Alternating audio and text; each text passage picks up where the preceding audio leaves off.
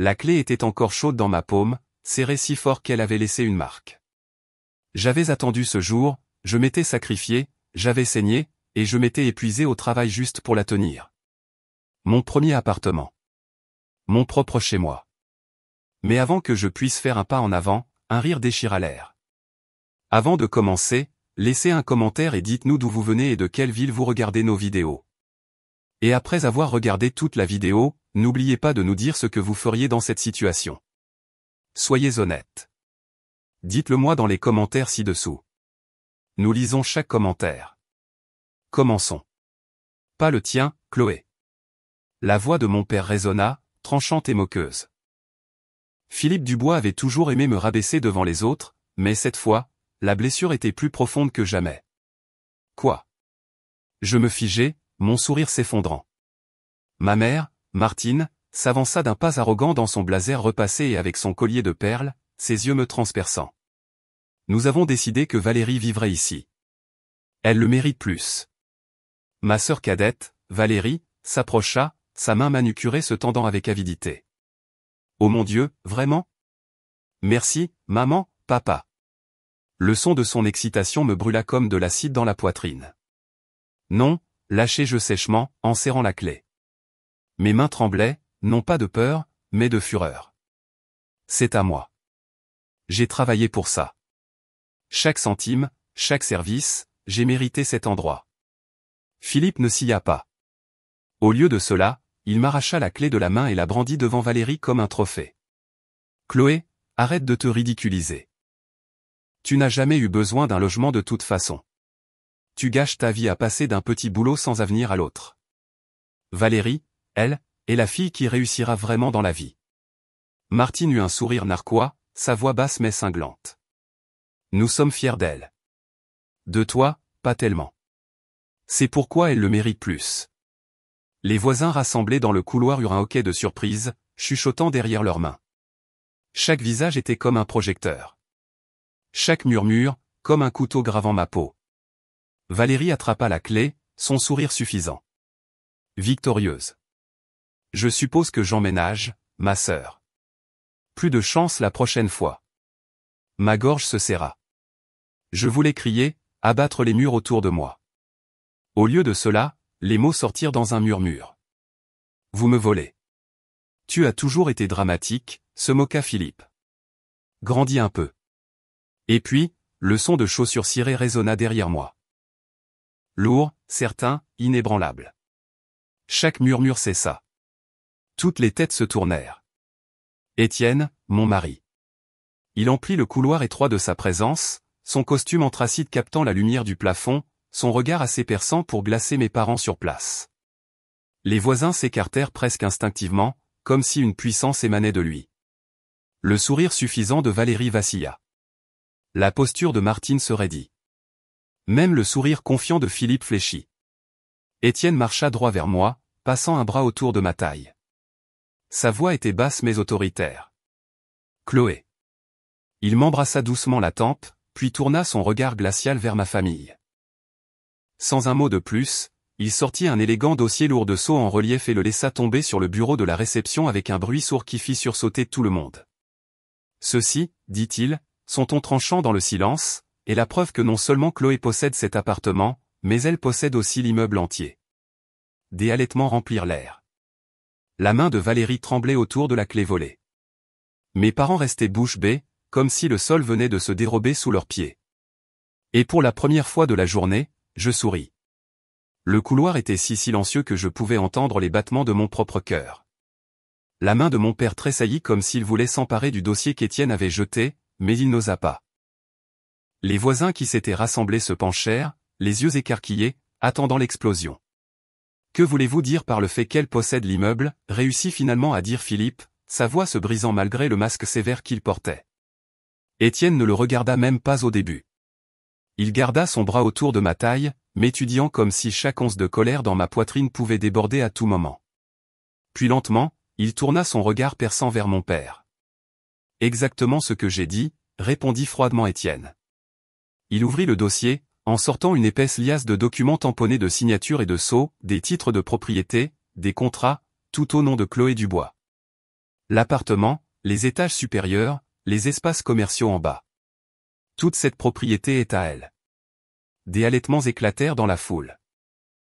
Une voisine laissa même tomber son sac de course, le bruit des pommes roulant sur le carrelage résonnant dans le couloir. Valérie serra la clé si fort que ses jointures blanchirent.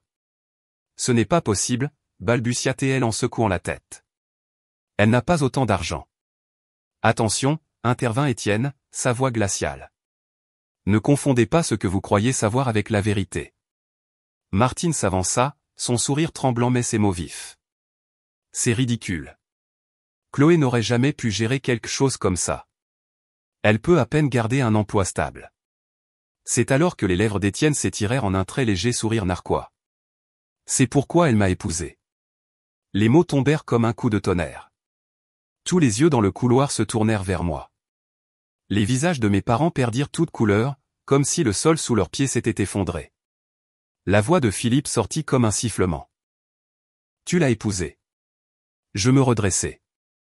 Ne tremblant plus, n'étant plus petite. Je regardai mon père droit dans les yeux. Oui. Et contrairement à toi, Étienne a cru en moi quand personne d'autre ne le faisait. Il m'a soutenu pendant que je me battais pour chaque euro. Il ne s'est jamais moqué de moi parce que je n'étais pas assez bien. Il a vu ma valeur. Pour une fois, ma voix ne trembla pas.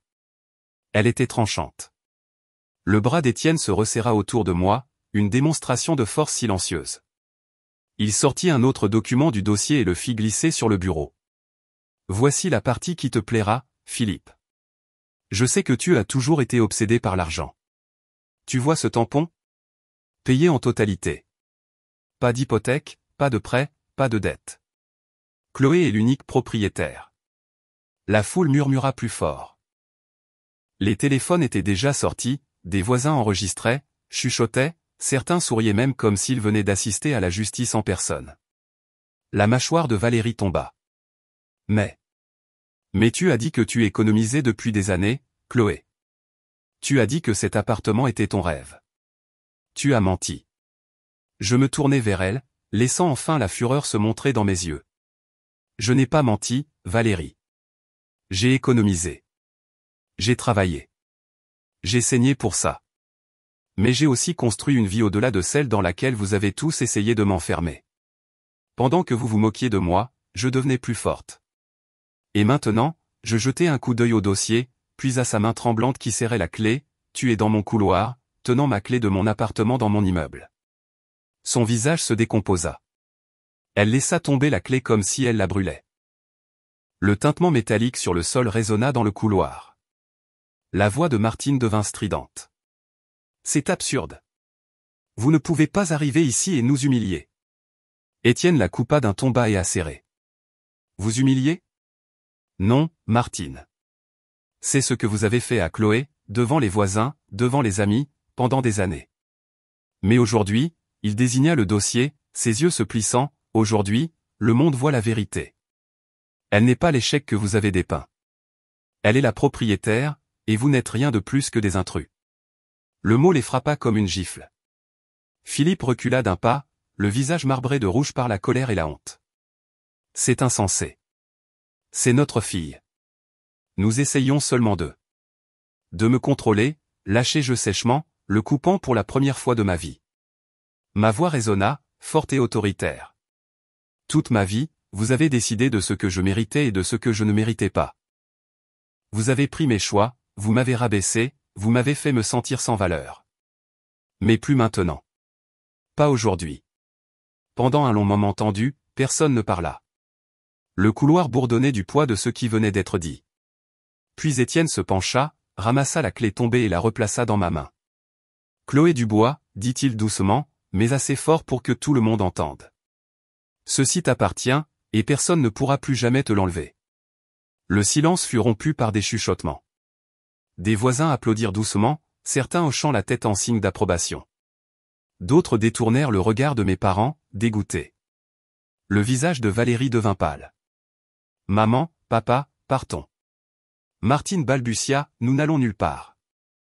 Mais Philippe lui attrapa le bras, sa fierté s'effondrant à mesure que la réalité s'imposait. Ses yeux passaient d'Étienne à moi, sa voix amère mais faible. Ce n'est pas fini. Je soutins son regard sans ciller. Oh, si, c'est fini. Et sur ce, Étienne ouvrit la porte de l'appartement, mon appartement, et me fit entrer. Le son de la porte claquant derrière nous sembla être le dernier clou dans le cercueil de tout ce qu'ils avaient essayé de voler. Mais au fond de moi, je savais que cela ne concernait pas seulement l'appartement. C'était le début de quelque chose de plus grand. Une guerre que je n'avais jamais demandée, mais que j'étais enfin prêt à gagner. La porte se ferma, étouffant le chaos extérieur. Ma poitrine se soulevait, l'adrénaline parcourant encore mes veines. J'aurais dû me sentir victorieuse, mais au lieu de cela, je me sentais à vif, tremblante, comme si chaque nerf de mon corps avait été enflammé. Étienne posa le dossier sur le comptoir en granit de la cuisine et se tourna vers moi. Sa voix s'adoucit. « Chloé, respire. Ils ne peuvent plus te faire de mal. » Mais au moment même où il le disait, un coup sec secoua la porte. Puis un autre, plus fort, plus furieux. La voix de mon père tonna depuis le couloir. « Chloé, ouvre cette porte tout de suite. On ne tourne pas le dos à sa famille comme ça. » Ma mâchoire se serra. Les mots n'étaient pas nouveaux, j'en avais entendu des variations toute ma vie chaque fois que j'essayais de me débrouiller seul. Sauf que cette fois, je n'étais plus cette fille faible. Les yeux d'Étienne se plissèrent. « Tu veux que je m'en occupe ?» Je secouai la tête, même si mes jambes tremblaient sous moi. « Non, plus maintenant. Ils doivent m'entendre. » J'ouvris la porte. Le couloir était encore bondé, les voisins faisant semblant de s'occuper de leurs affaires mais ne perdant pas une miette de la conversation. Philippe, mon père, se tenait raide, les poings serrés le long du corps. Martine, ma mère, semblait pâle mais provocante. Valérie se cachait derrière eux, les lèvres pincées, la clé à laquelle elle s'était autrefois accrochée ayant disparu de sa main. « Tu crois que c'est fini ?» gronda Philippe. « Tu nous as humiliés devant tout le monde. Tu nous as fait passer pour des mendiants chez notre propre fille. Sais-tu ce que les gens vont dire ?» Je soutins son regard, ma voix stable malgré le tremblement dans ma poitrine. « Pour une fois, ils diront la vérité. Que je ne suis pas la faible. Que j'ai travaillé pour quelque chose et que c'est à moi. Vous ne pouvez plus réécrire ça. » Martine ricana. « Ne sois pas dramatique, Chloé. Nous sommes tes parents. Nous t'avons tout donné. » Tout, la coupe et je, ma voix s'élevant plus forte que je ne l'avais jamais entendue. Vous ne m'avez rien donné d'autre que de la honte. Chaque fois que j'échouais, vous me le rappeliez. Chaque fois que je réussissais, vous m'ignoriez. Et quand j'ai enfin eu quelque chose à moi, vous avez essayé de le voler pour Valérie. La foule bougea. Les gens échangèrent des regards, hochant la tête en silence. Mes parents n'étaient plus seulement face à moi. Ils faisaient face au jugement de tous ceux qui les entouraient. Étienne se plaça à côté de moi, son ton bas mais tranchant. « Philippe, Martine, ce n'est plus votre scène. Chloé n'a pas besoin de votre approbation et elle n'a pas besoin de votre permission. Elle en a fini d'être votre marionnette. » La mâchoire de mon père se contracta. Pendant une seconde, je crus qu'il allait exploser, mais il eut plutôt un rire amer. « Tu crois vraiment que cet homme te sauve ? Tu crois que son argent te rend meilleur que nous ? » « Non, dis-je fermement. C'est son respect qui le fait. Quelque chose que vous ne m'avez jamais donné. » Les mots atterrirent plus lourdement que je ne l'avais prévu. Les lèvres de ma mère tremblèrent. Le visage de mon père rougit, non pas de colère, mais de quelque chose de plus laid, une faiblesse exposée. Valérie, cherchant désespérément à détourner l'attention, prit la parole pour la première fois. « Chloé, tu ne comprends pas. Tu as toujours été moyenne.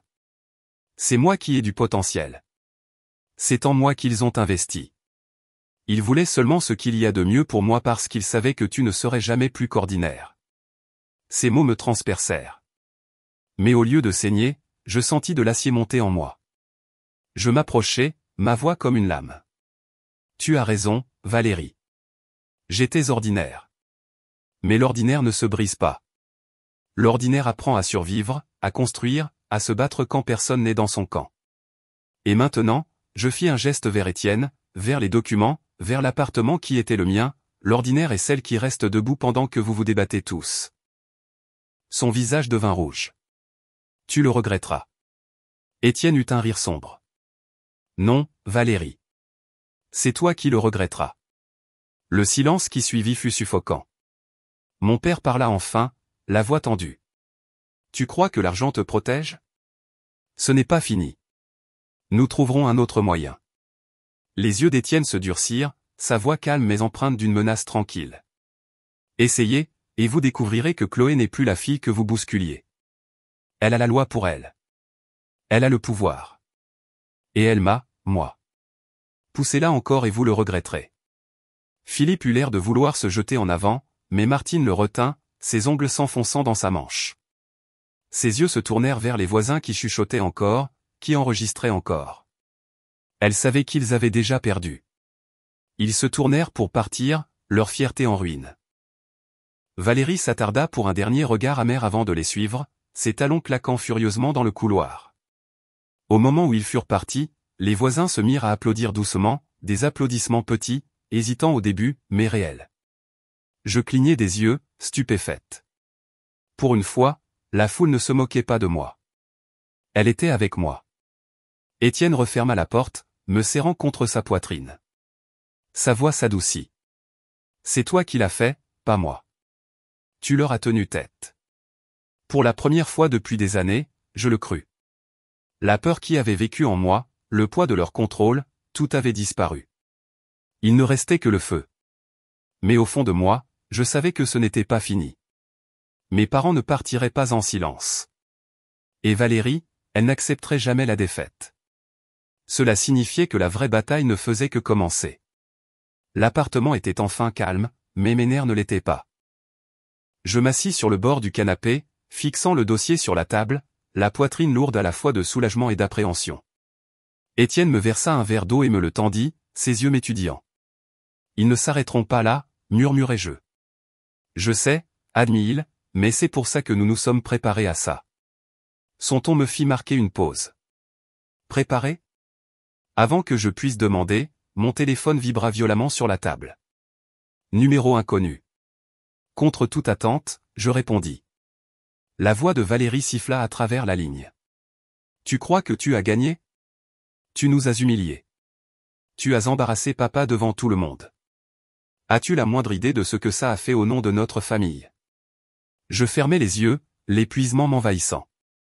Valérie, les seules personnes qui ont détruit votre réputation, c'est vous et nos parents, pas moi. Tu vas le regretter, lança-t-elle. Tu verras. Et la ligne se coupa. Je baissai lentement le téléphone. La main d'Étienne se posa sur mon épaule. Reste calme. Laisse-les parler. Leur pouvoir n'existait que parce que tu le leur donnais. Ce soir, tu as prouvé que ce n'est plus le cas. Mais Valérie ne perdit pas de temps. En quelques heures, les rumeurs se répandirent en ligne. Des publications, des demi-vérités et des mensonges me dépeignaient comme une ingrate, comme quelqu'un qui avait trahi ses propres parents. Des comptes anonymes inondèrent la page sociale de l'immeuble, affirmant que j'avais piégé Étienne pour tout obtenir. Je fis défiler l'écran, l'estomac noué. Ils essaient de me détruire. Étienne prit calmement le téléphone et le posa de côté. Alors, détruisons leurs mensonges avec la vérité. Il ouvrit à nouveau sa mallette et en sortit un autre document. Celui-ci, plus petit, mais plus lourd de sens. J'avais préparé ça au cas où ta famille tenterait quelque chose. C'est une mise en demeure, violation de propriété, harcèlement, diffamation, tout ce dont ils sont déjà coupables. S'ils insistent, nous riposterons plus fort. Mon souffle se coupa. Pendant des années, je n'avais eu aucune défense, aucun bouclier. Et maintenant, j'avais plus qu'une protection. J'avais le contrôle. Le lendemain matin, comme prévu, mes parents revinrent avec Valérie à leur côté, leur voix s'élevant déjà dans le hall d'entrée. Mais cette fois, je ne me cachais pas. Je descendis, Étienne à mes côtés, le dossier serré dans mes mains. Chloé, aboya Philippe, les veines de son cou tendues. Te rends-tu compte des dégâts que tu as causés? Nous sommes de ton sang. Nous méritons le respect. Les voisins se rassemblèrent à nouveau, curieux, chuchotant. Mais je ne sciais pas. Pas cette fois. Tu as raison, dis-je clairement, ma voix stable. Vous êtes de mon sang. Mais le respect n'est pas donné à cause du sang. Il se mérite, et vous avez perdu le mien il y a longtemps. Martine ricana. Tu crois que quelqu'un te croit? Tu as monté cette communauté contre nous. Non, l'interrompis-je en levant les papiers. Vous avez fait ça vous-même. Et si vous ne me laissez pas tranquille, ces documents iront directement aux autorités. Chaque mot que vous avez répandu en ligne, chaque fois que vous avez essayé de me voler, tout cela deviendra une preuve. Le visage de Philippe perdit toute couleur. Les lèvres de Valérie tremblèrent, mais elle força un ricanement. Tu n'oserais pas, la voix d'Étienne trancha l'air, froide et définitive. Essayez pour voir. Le silence s'étira. Les voisins échangèrent des regards. Quelqu'un murmura même, elle a raison. Vous êtes allé trop loin. Pour la première fois, mes parents parurent petits, dépouillés du pouvoir auquel ils s'étaient accrochés toute ma vie. Ils n'avaient plus rien pour me menacer. Philippe se détourna enfin, les épaules affaissées. Martine le suivit, les yeux brûlants d'humiliation. Valérie s'attarda un instant de plus, me foudroyant du regard comme si elle pouvait m'incendier, puis sortit en trombe après eux. Et comme ça, ils étaient partis. J'expirais, mes mains tremblant alors que le poids se levait. Le bras d'Étienne m'enveloppa, m'ancrant. Tu l'as fait, murmura-t-il. Je levai les yeux vers lui, des larmes coulant enfin. Mais elles n'étaient pas dues à la douleur. Elles étaient dues à la liberté. Pour la première fois de ma vie, je n'étais pas la fille oubliée, la faible, la fille qui se battait pour des miettes d'amour. J'étais Chloé Dubois, une femme qui avait repris sa voix, son pouvoir, sa vie. Et alors que je me tenais dans le hall de l'immeuble que je possédais désormais, je réalisais la vérité. Ils avaient essayé de tout me prendre. Au lieu de cela, ils m'avaient donné la force de m'élever enfin.